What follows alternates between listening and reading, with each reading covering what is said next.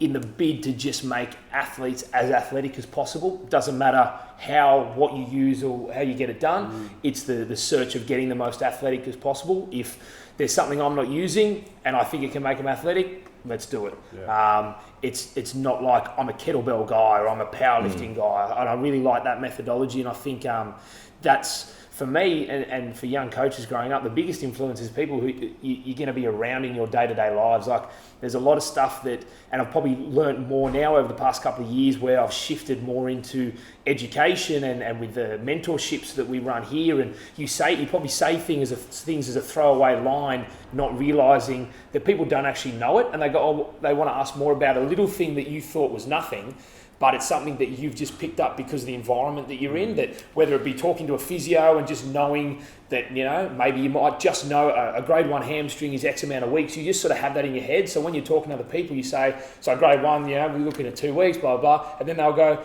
well, what's a grade 2? And you forget that people that aren't around that environment don't know these things. And I reckon, for me, for young coaches, surrounding yourself with just good, knowledgeable people and having the conversations like that, I've hands down learned more doing that, and it probably is that subliminal sort of trait of mine now that I look back, and the information I use the most is probably stuff that I've learned from people I work with, rather than courses or seminars I've gone to. Yeah, I love that. Yeah, learn the basics with a lot of the courses if you're fresh into it, and the Poliquin stuff is more like a lot of 1%ers that sort of come up here and there. I'm also probably a big believer in there's a lot of courses I've done that I don't have the cert for because I haven't paid the extra money or filled the thing out the end. And whether that's right or wrong, for me, I'm a big believer is if I'm going to a course to get the certification, it's the wrong driving factor. Yeah. You've got to go to a course because you want to learn the content. Yeah. Like for me, I go to a course because I want the content, I want to get the manual, I want to hear from the speakers, I want to connect with the people that are there. Yeah.